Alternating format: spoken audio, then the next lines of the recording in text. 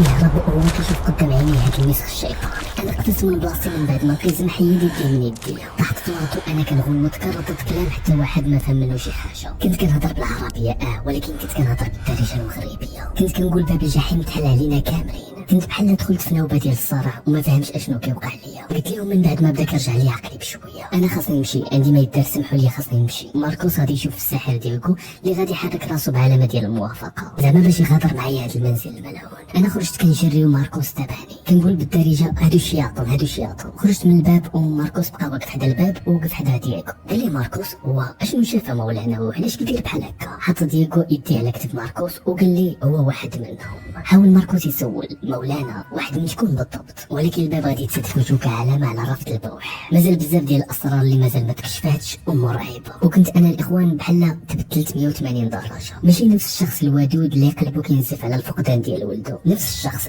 ولكن ما كنتش نفس الروح. ماركوس بلا ما يدوي عرفتو كيسول في راسو سؤال واحد، اشنو ممكن الانسان يشوف في دقائق قليله باش يتحول لهاد الدرجه؟ قلت ليه ماركوس جاوبني عافاك، واش درتي تجربه بحال التجربه اللي درت دابا قبل؟ رد عليا وهو كيحرك راسو بالنافي. بصراحه عبد الرحمن لا، ولا عمرني شفت هذاك القزم مع الساحر ديالكو. حدود علاقتي به هي في القضيه ديال الشاب المقتول، كائن اللي ما عرفناش بالضبط قطع الجثه ديال هذا الشاب. انا في الاول كان كيصحاب ليا بلي هذا انتقام، هادشي اللي فكرت، ولكن مع تطور القضيه عرفنا انه شخص واحد وماشي انسان ضخم الجثه والبنيه ديالو كبيره. لا لا لا لا عبد الرحمن، كانوا اثر اقدام صغيره في جنب اثر اقدام ديال هذا الشاب، يعني المفروض هذا الشاب اقوى من داكشي اللي هجم عليه. الاخوان ماركوس كان كيعاود لي وانا كنشوف بالضبط التفاصيل ديال القضيه اللي انا خدام عليها ونفس الطريقه اللي مات بها ولدي الله يرحمه. الاكيد انه هذا اللي كيدير هذا الشيء هو نفس الشيء، ما فيهاش شك. قال لي ماركوس بلي الساحر ديغو قال لي انه هذا الشيء ما كيستعملش آلة حاده، هذا مخلوق كيصدر الشباب باش يرتاحوا قدامه، ومن بعد باستعمال الجسد ديالو كيقتلهم بهالطريقه الوحشيه. يعني الساحر ديغو كان كيهضر على عيشه قنديشه. قلت ليه نفرض انه هذا الشيء بصح، نفرض انه فعلا عيشه قنديشه اللي قتلاتهم، كيفاش اخترت هاد الشباب وعلاش هاد الشباب بالضبط؟ وعلاش ما كيموتوش غير في المغرب والدول العربيه وكيموتوا حتى في اوروبا؟ هادشي كله كنت كنفكر فيه الاخوان وانا راجع لبلادي، لانه ماركوس ما عطانيش الجواب، ومقرر انه غادي نمشي للمغرب باش نفهم اكثر، حيت الاكيد ان عيشه قنديشه كاينه تما ولا على الاقل الروح ديالها. انا تزاديت وكبرت في السعوديه ولكن الاهل ديالي من المغرب، ولكن بصراحه والديا ما عمرهم عاودوا لي على الثقافه ديال عيشه قنديشه. وبصراحه كنت كنفكر في هادشي على اساس انه غادي نمشي للمغرب وغادي نلقى عيشه قنديشه وغادي نطلق عليها النار وغادا تموت واللعنه غادي تحبس. الاخوان انا ما كانت عندي حتى فكره على اشنو غادي نشوف في حياتي مورا هادشي اللي وقع. المهم قبل ما نمشي للمغرب غادي يتصلوا ليا من الكوميساريه فين انا خدام، واخا عارفيني انه انا عطله من بعد داكشي اللي وقع لولدي. مشيت للكوميساريه ودخلت المكتب ديال الضابط اللي واخد بلاصتي في هاد العطله. لقيت واحد الظرف كبير وبيج فوق المكتب كان عليه الشعار ديال كندا ومكتوب عليه الضابط عبد الرحمن، وبقدره غريبه على التوقع ما احتاجتش نشوف اشنو كاين في الملف. عرفت اشنو ممكن يكون فيه تقريبا. هاد الظرف كان فيه جريمه قتل طبق الاصل من الجرائم اللي كنبحث فيها، غالبا جاب في اوائل العشرينيات ومن اصول اوروبيه، ولكن فاش حليت الملف وشفت التصاور والاسم ديال المقتول انا تصدمت. الاسم سفيان بالحاج ولول البشره غادي للسموريه، شعره خراش وعنده واحد اللحيه خفيفه. المهم من التصاور ديال الراس ديالو المقطوعه انا كنت كنتوقع الا كانت فعلا هذه عيشه قنديشه فالانتقام غادي يكون غير على الاوروبيين والبرتغاليين خصيصا، وباللي ولدي غير مشى مسكين في الرجلين انتقاما مني. انما في هذه الحاله من الواضح انه مغربي وعايش في كندا، او على الاقل من اصول عربيه. انا قلت احتمال يكون من اصول مغربيه وعايش في كندا. الا هضرت مع عيلته احتمال يعطوني معلومات اكثر، حيت عيشه قنديشه في الاصل هي مغربيه. هنايا خديت واحد القرار انه نمشي لكندا بلاصه المغرب.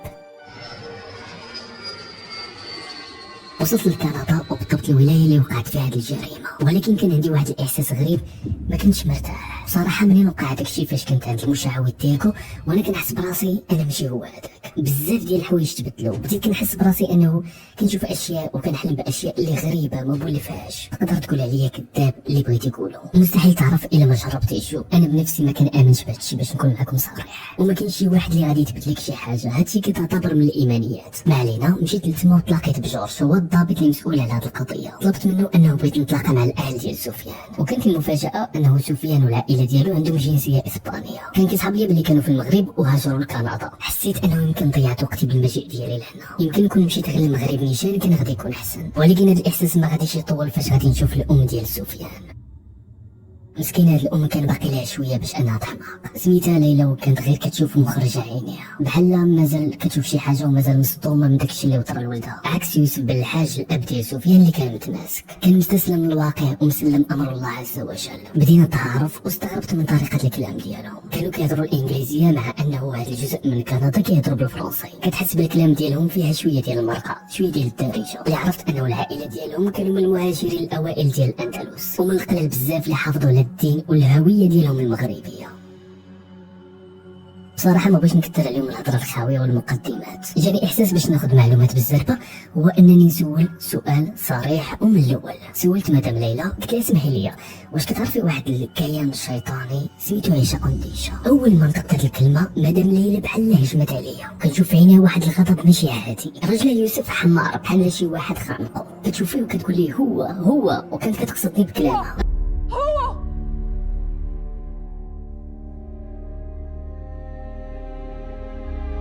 راجلها جلس حداها وكيحاول انه يهدنها. جورج الضابط اللي كان معايا قال لها حنا مقدرين انك كدوزي من الازمه، هادشي علاش ما غاديش نشجعوا الهجوم ديالك على انه محاوله اعتداء. انا الاخوان اللي كنت كنشوف فيهم دول، اشنو كتقصد بانه انا حسيت بالاحراج لدرجه انه طلبت من جورج نمشيو في حالاتنا. غوتات مدام ليلى وقالت لي لا ما تخليش يمشي، هذا الراجل كيعرف عيشه، هذا الراجل هو اللعنه، لا حول ولا قوه الا بالله. السيده فعلا حماقت. طلب منا يوسف بن الحاج انه نمشيو وغادي يجي عندنا الكوميساريه، وتاسف منا طبعا على هادشي اللي وقع مع مرته. بالرعب اللي ركبات في هاد المره وانا اصلا ما مرتاحش، هاد الليله غادي نبات في الكوميساريه، وفي الصباح انا اللي استقبلت الضابط جورج، انا كنت تما الليله كامله. وجويه ديك 10 ل 11 تقريبا غادي يجي عندنا يوسف بن الحاج كان واخا هكاك حزين بزاف على ولده، واخا ما كيبينش الاحساس كان عنده صعيب وما كيقدرش يخرجوا. قال لنا بلي هما اصحاب اسطوره عيشه قنديشه، يعني انه جات من المغرب، ولكن غادي نكتشفوا من بعد الاخوان انها محال واش اسطوره 100%.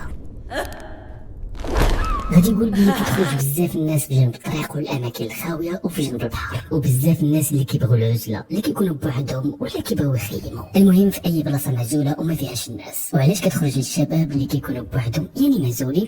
باش تغريهم بالجمال ديالها، وواحد الطريقه ديال الكلام المعسوله، البشره ديالها البيضاء وشعرها الاحمر الناري وحناك كيحماروا بالحشمه، صوتها ساحر بكل ما كتحمل الكلمه من معنى. الضحيه فاش كيسمعها كيتسحر، يعني حرفيا بهذا المعنى، كيولي كيسمعها غير هي وهي كتهضر عليه، وبلي شحال هو زوين وبغا تكون معاه ديما وهاد الهضره. وفاش كتحس ان الضحيه صافي استسلم ليها كتحول لمسخ شيطاني، وبتفارها اللي بحال شي مخالب كتفصل راسو على الجسد ديالو. والغريب انه عيشه قنديشه كتباها بالجرائم ديالها، كتباها انه حتى واحد ما يقدر يوصل ليها. وبن الحاج كان كيعاود لينا هادشي على اساس انه اسطوره، ولكن انا هادشي اللي كان كيعاود ليا كنت بحال كنشوفو قدام عينيا، وعندي احساس كبير ان هادي ماشي اسطوره الاخوان. كمل بن الحاج وقال لنا سمحوا لي مره اخرى على التصرف ديال المدام، بين انه شي مجرم اللي تلوث بالقصه ديال عيشه قنديشه وبدا كيطبق على ارض الواقع الطريقه ديال القتل ديالها. انا كنت شارد الاخوان بلا ما نحس، قلت ليه ماشي اسطوره بالحاج، ماشي اسطوره. اول واحد كان مصدوم من كلامي من بعد راسي هو الضابط اللي كان معايا جورج اساسا ما كيصدقش هذا العالم ديال الشياطين والجن، هادشي كيضحكوا وببساطه لانه ملحد، فما كيامنش بشي حاجه ما كاينش عليها دليل علمي. هادشي خوارق وما عليهم حتى دليل بالنسبه ليه. سولت بالحاج وانا ما عرفتش علاش سولته وكون غير ما سولته. قلت ليه سي بالحاج واش كتعرف شي واحد يفيدني في موضوع عيشه قنديشه؟ كانت بحال شي حاجه فيا لداخل، هي كتقول لي انه نسول هذا السؤال. وبالحاج قال لي بلي انا كنعرف وحده هي دايره بحال شي وسيطه روحانيه، ماشي مشاهده ولكن تقدر تشوف داكشي اللي ما يشوفوش البشر العاديين، واخا هي ضريره يعني ما كتشوفش. والصدمه انه الصدفه هذه هي الام ديال مدام ليلى. الام ديال مدام ليلى هي العرافه اللي كيهضر عليها بالحاج. كنقول اشنو ممكن يوقع الا مشيت نزورها، وهي اصلا بنتها كانت باغا تقتلني لمجرد انني ذكرت سميت عيشه قنديشه، واش تعاوني انا ونفهم اشنو كيوقع ليا الاخوان، والاهم هو انه تعاوني نفك هاد اللعنه. المهم في العشيه مشينا انا والضابط جورج، كان بن الحاج معنا هو اللي دانا عند الام ديال مرتو، مع انه كانت ضريره وما كتشوفش، كانت كتخدم راسها براسها ورافضه تماما انه شي واحد يعاونها في شي حاجه. وصلنا قدام الدار وكانوا بزاف ديال التمائم بحال الخميسه والرجلين ديال الغربان باش زعما تطرد الشياطين والارواح الشريره، وكانت حتى واحد التميمه اللي كيستخدموها شعب الانكا، واشياء اللي محطمه وبزاف ديال الاشياء اللي غريبه ومن جميع انواع الثقافات اللي ممكن تكون كتعرف. بين هاد المرة متاثره بزاف ديال الثقافات ومتاثره بداك الشيء ديال العين والحسد والفال وهادشي كامل. وبصراحه جاب لي الله انه بحال كانت كتهرب من شي حاجه. بحال خايفه انه يهجم عليها شي كيان مرعب. كان تقريبا قرب المغرب بحال هكا، قرب يطيح الظلام، والبيت على برا بدوك التمائم كان كيبان مرعب معنى الكلمه. الباب ديال الخشب فيه واحد الفتحه ديال الساج، زعما باش يبان لك شكون اللي كاين على برا. بالتاكيد ما كيليق والو بالنسبه لهاد السيده.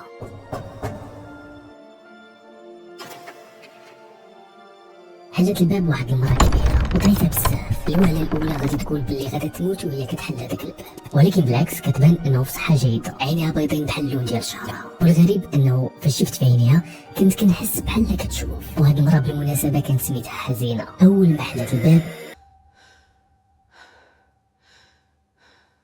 شكون اللي معاك بالحال؟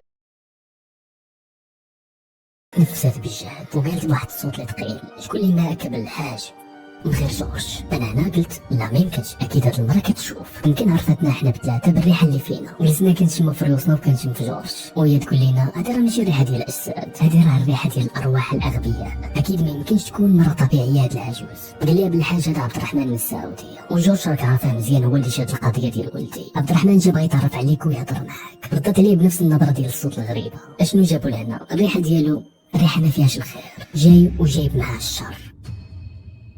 قالت لي شنو جابك عبد الرحمن؟ الحرب ديالك ماشي هنا، الحرب ديالك معاه هي، انت عارف، وهي في جميع الاحوال ما غاداش تخليكم مهما ديروا. شفت في جورج وحركت فمي بلا ما ندوي، شيرت بصبعي على عيني المدام حزينه. قلت ليه جورج هاد المره كتبان بحال كتشوف. رد لي ما يمكنش، عينيها بيضين، مستحيل تكون كتشوف. جورج واخا ملحد حس انه كاينه شي حاجه ماشي هي هاديك. الا هاد المره ما كتشوفش فعلى الاقل ما يمكنش تكون بوحدها. بالحاج قالها باحراج: خالتي حنا طامعين في الكرم ديالك، اترجي هاد السيد وشوفي مسكين منين جاي، وهو جاي باش يعاوننا نعرفوا شكون اللي قتل سفيان. قالت حزينه ودخلت وهي مخليه الباب محلول وراها. دخلوا نشوفوا الغباء ديالكم فين غادي يوصلنا.